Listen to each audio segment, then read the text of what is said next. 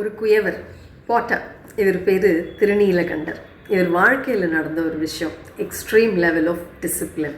இவர் ரொம்ப நல்லவர் தான், ஆனால் இளமை வேகத்தில் ஒரு தடவை தப்பு பண்ணிட்டார். அதாவது தன் மனைவியை மீறி ஒரு பரத்தையிடம் போயிட்டு வந்துட்டார். இதை தெரிஞ்சுக்கிட்ட அவரோட மனைவிக்கு ரொம்ப கோபம். வீட்டுக்கு வந்த கணவர் சமாதானப்படுத்த போகிறாரு, ஆனால் மனைவி டக்குன்னு விலகி நின்று திருநீலகண்டத்தின் மீது ஆணை, எம்மை தீண்டாதீர் அப்படின்னு ஒரே போடு போட்டாங்க. இதான் ட்விஸ்ட்டு. என்ன தொடாதீங்க அப்படின்னு சொல்லாமல் எம்மை, அதாவது நம்மளை அப்படின்னு அர்த்தம் அதுக்கு, அப்படின்னு பன்மையில் சொன்னதுனால திருநீலகண்டர் என்ன நினைச்சார் அப்படின்னா, இனி என் மனைவி மட்டும் இல்லை, இந்த உலகத்தில் இருக்கிற எந்த பெண்ணையும் நான் தீய எண்ணத்தோடு பார்க்க மாட்டேன் அப்படின்னு ஒரு ஸ்ட்ரிக்டான முடிவு எடுத்துக்கிறார்.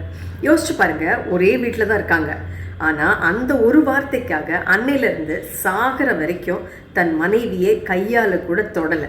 ரெண்டு பேருமே வயசாகி தள்ளாடுற காலத்தில் கூட ஒரு மூங்கில் குச்சியை இவர் ஒரு பக்கமும் அந்த அம்மா ஒரு பக்கமும் பிடிச்சிக்கிட்டு நடப்பாங்களாம்.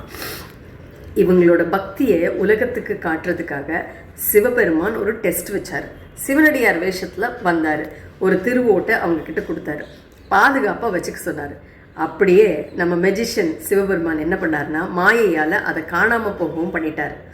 உடனே அந்த ரெண்டு பேர்கிட்டையும் சிவபெருமான் சொல்கிறாரு, நீங்கள் திருடலைன்னு உங்கள் மனைவி கையை பிடிச்சு குளத்தில் மூழ்கி சத்தியம் பண்ணணும் அப்படின்னு சொல்கிறாரு.